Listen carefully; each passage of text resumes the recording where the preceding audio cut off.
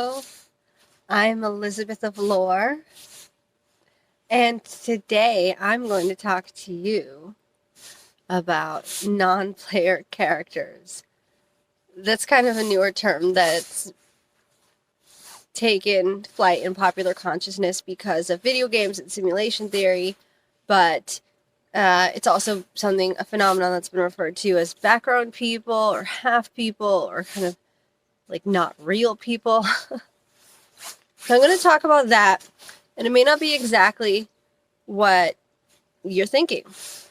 We'll see. So first I'm going to give, because it's necessary to understand this, I'm going to give just a really brief overview on the multiverse, which is, all right, a brief overview on the multiverse. Let's go. So, excuse me, I'm getting over a cold, so apologize about the little cough there that you might be hearing, or the sniffles. Anyway, so we live in an infinite multiverse, right? So this is a theory that has been posited in quantum mechanics for a long time. I believe it was 1957 when it was first posited. It's called the multiple worlds interpretation of quantum mechanics. Of course, since then there's been a lot of research into it. There's nothing definitive in the sciences. I don't think with the higher sciences there's really ever anything definitive. I think a lot of scientists in general are loath to call anything fully definitive unless, you know, they really, truly have indisputable proof. But it's also something that a lot of people have been talking about and that has taken a lot of people's imaginations. And it's because it's true. I've experienced it. So I've died multiple times and continue to exist because that's another theory called quantum immortality. Essentially, that we live in an infinite multiverse where there's multiple timelines, in fact, possibly and probably infinite timelines, which means that anything that can happen does happen. And then the idea of quantum immortality, of course, is that in an infinite multiverse, it's not actually possible to die. So your consciousness is always going to continue on, and it can even continue on in the very same general lifetime that you are already existing in, although you're also simultaneously existing in other lifetimes as well. So essentially, you may die in one timeline, in one reality, but your consciousness isn't going to exist where it doesn't exist, right? So where you're going to continue to experience is the version of that event where you survived, right? And so then you will continue on, right? And then we also have this idea that comes from the multiple worlds interpretation of quantum mechanics, as I understand it, which is that if the things that we refer to as past lives, what some people refer to as parallel lives, are in fact not even other lives at all, but other permutations of a single source of self, source timeline, if you want to refer to it as that, that is just very, very distant from the one that you're currently experiencing. So it just looks radically different. It's like the butterfly effect, right? If you're familiar with the butterfly effect, it's the idea that if you go back in time and you change something very small, I think this first came up within a Ray Bradbury story, although I'll double check that. I know it was science fiction. I think it was Ray Bradbury. I'll double check and put it in the description box. But in any case, the concept that that you can go back in time. Now I'm wondering if it's H.G. Wells' Time Machine. I'll figure it out. Anyway, the concept that you can go back in time, change something very minor if you go far enough back, and it will, if you were to return to your original timeline, you would, or your original time, you would see it radically changed. Now, there's a lot of flaws in that concept in terms of time travel that I'm not going to get into because that's a big topic, but the idea of the cause and effect is what I was going for here, which is just that you can have a timeline that is still your source self and isn't really a different life, but it's so distant in the multiverse from where you're at that it functions as a totally different reality. It looked like you would just be someone completely unrecognizable to yourself. The world would be completely unrecognizable to yourself, except at maybe the energetic level where you're able to recognize your own energy and the energy of the people you interact with, right? But in terms of external appearances. Okay?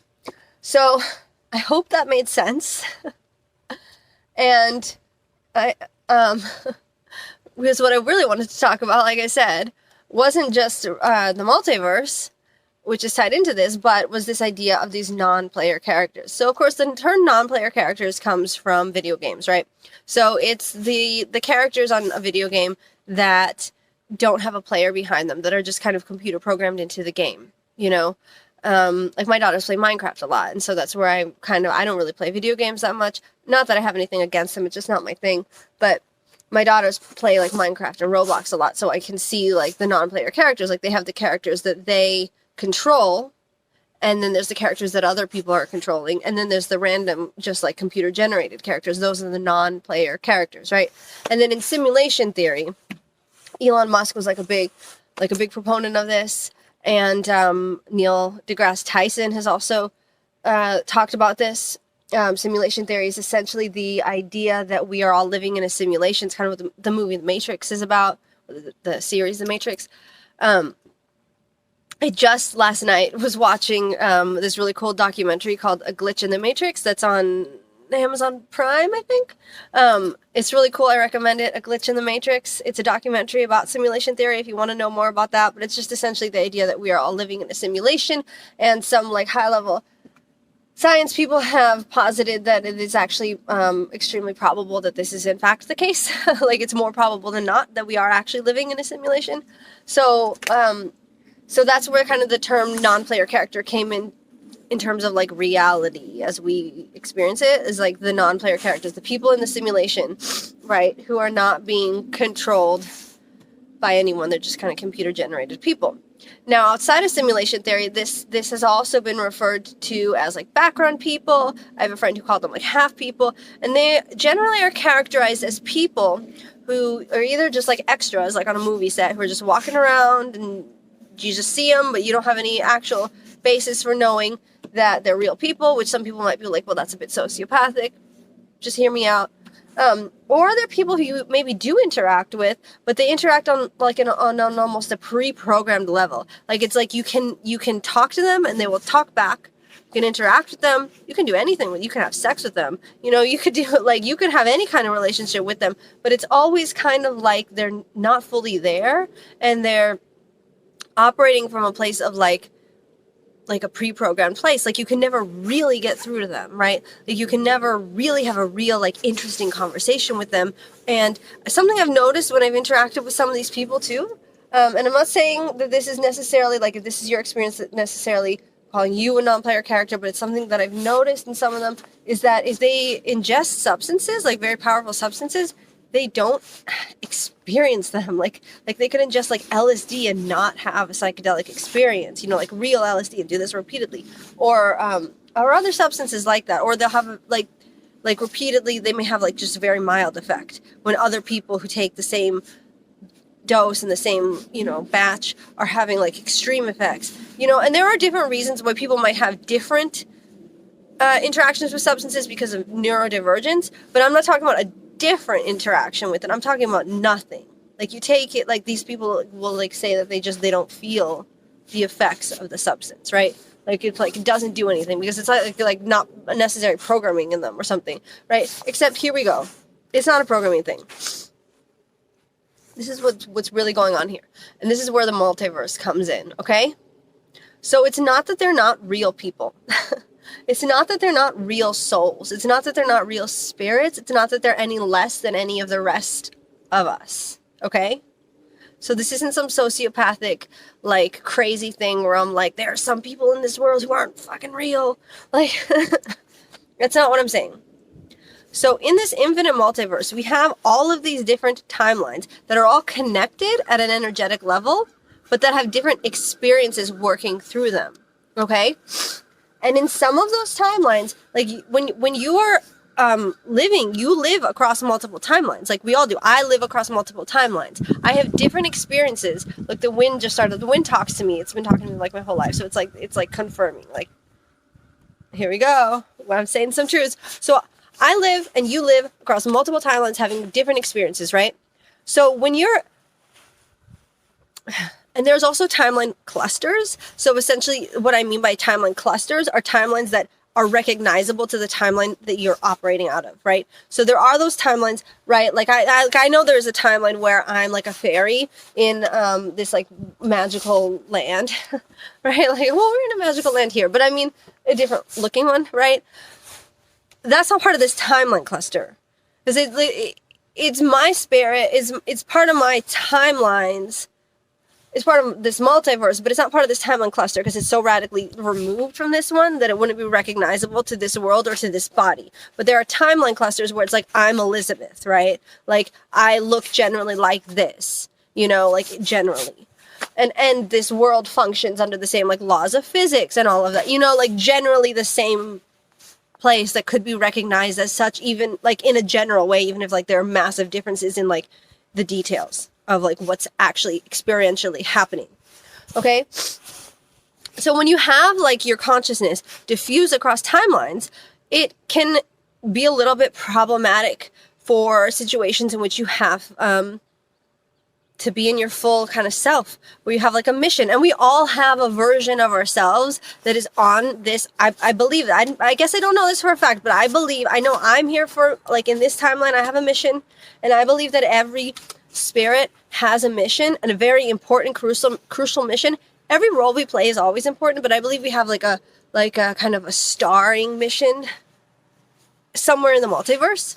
And in that role where we're going to be that really important figure, like that star mission, that like main mission, we need our we need our consciousness to be together. We need our dominant consciousness. Now, the dominant consciousness is the consciousness through which you are perceiving this video. Like, if you're seeing this video, you're not a non-player character. This video, a non-player character, if they saw this video, it would make no sense to them. Like, they probably wouldn't even watch it and be, like, repelled by it.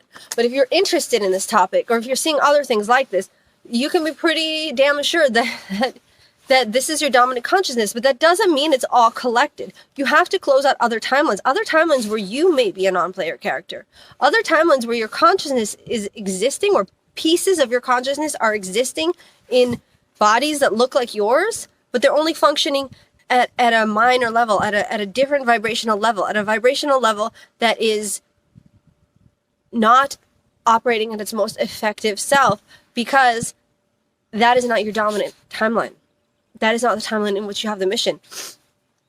And in order to kind of heal the self and get to the place of our mission, we have to bring together our consciousness into our dominant timeline, right? So, like for me, I can sense intuitively that I'm pretty close to doing that, but I still have a few timelines here and there to close. Now, in my life, I have closed out a lot of timelines through dying. Like, this has happened many times to me. And that might sound weird if you've never had the experience, but like, I've been murdered. I've overdosed. I've overdosed in situations where I was revived with Narcan and it made sense. But I've also overdosed in situations where I was alone and it made no sense that I woke up at all. Okay, I've even had visions before they happened, of it happening. And so those were the closing, my deaths were the closing out of those timelines and the gathering together of my consciousness into the dominant consciousness. Now, when we're dealing with a non-player character, that's what we're dealing with. We are dealing with someone who's not in their dominant consciousness. So it's not that they're not a real spirit. It's not that they don't matter. It's not that they don't have a role. It's that they're not in the timeline where that big role is being played, right? Okay? And their consciousness needs to close out. Now, dying is not the only way that this happens. By the way, you don't have to go and die to get to your dominant consciousness. Now, you may. And here's the other thing. In fact, actually, I think we do have to die. We don't have to experience it, because there's a lot of timelines where I'm dying right now.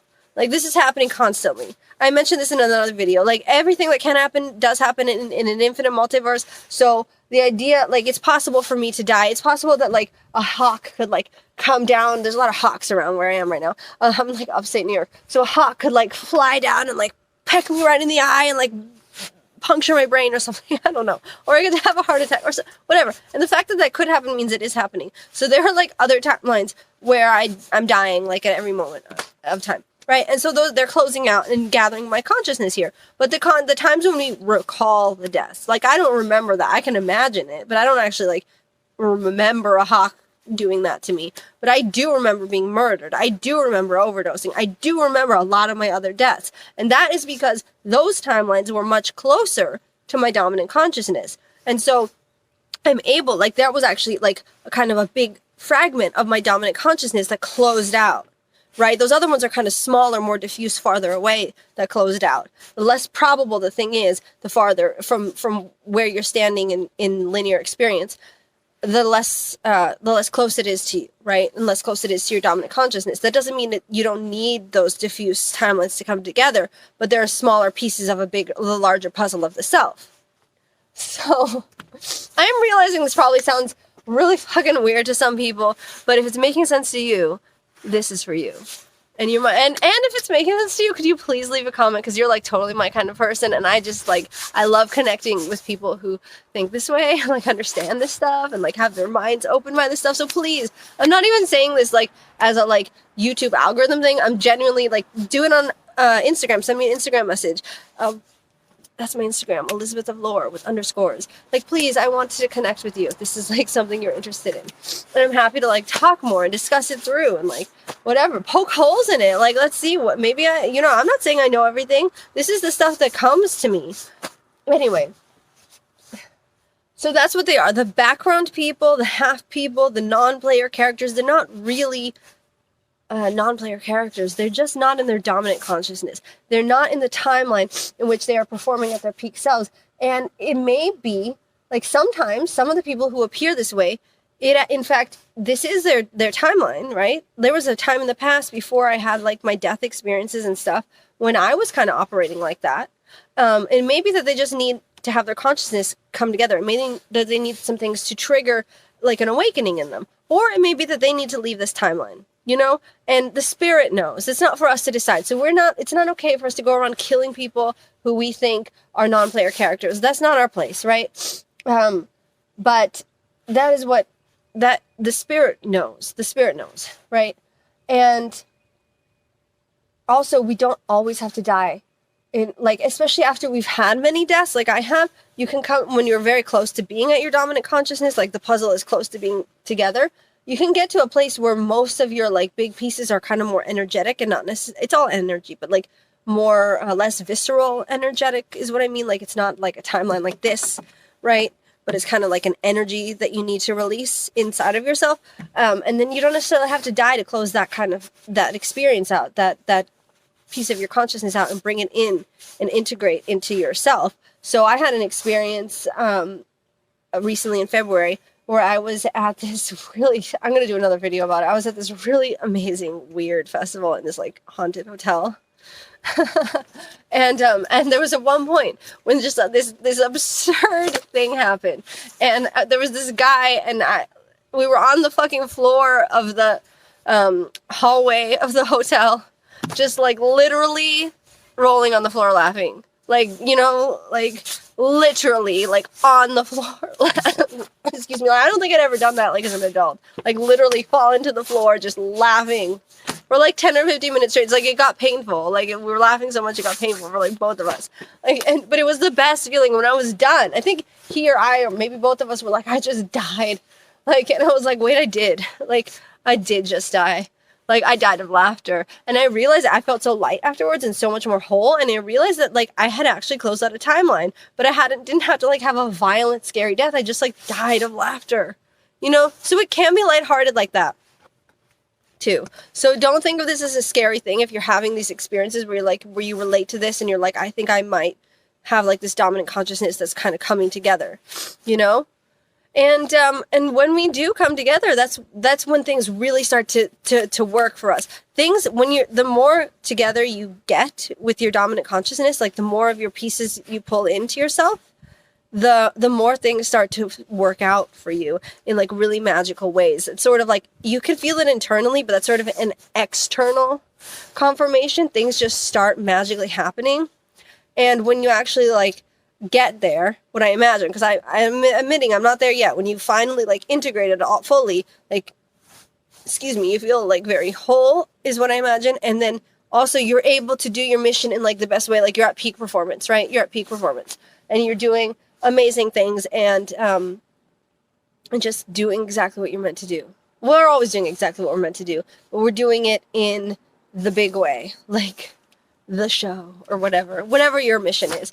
But for those people who, a lot of these non-player character people work in like system jobs, like police officers, child protective services workers, just those kind of very absurd systems that require people who aren't fully there to perpetuate them because they just don't make sense. And if someone is fully present, they're not going to be okay with working in those systems. And by the way, I'm not saying that every single person who works in those systems is one of these. Like, there are people in those who work in those systems who can be awakened. For example, last year, I met someone in North Carolina at an overdose awareness event who had been a child protective services social worker who came up to me and told me that after seeing me and some of my colleagues speak on the system, because I used to write and speak a lot against the system as a journalist, she quit. Right, she quit. She like thought about it and couldn't resolve the absurdity and flaws of the system, and so she quit being a social worker. Right. So there are people like that who are drawn to these positions for whatever reason, but they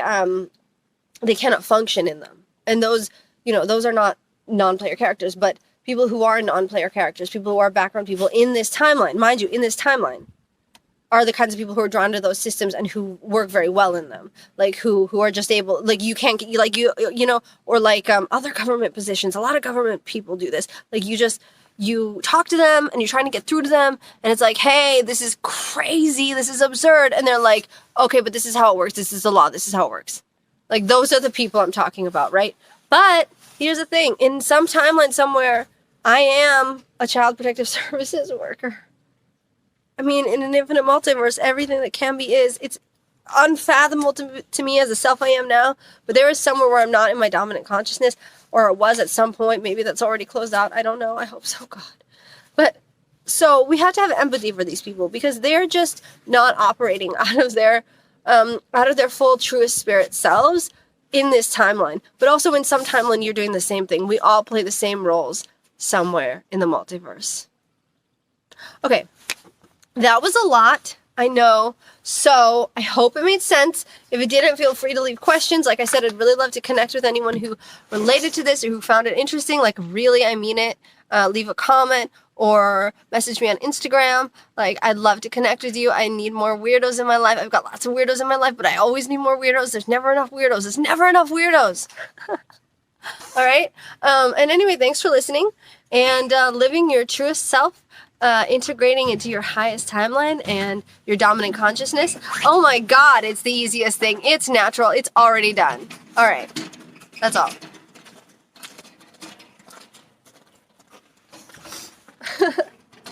I just rambled some really weird shit, man. Yeah.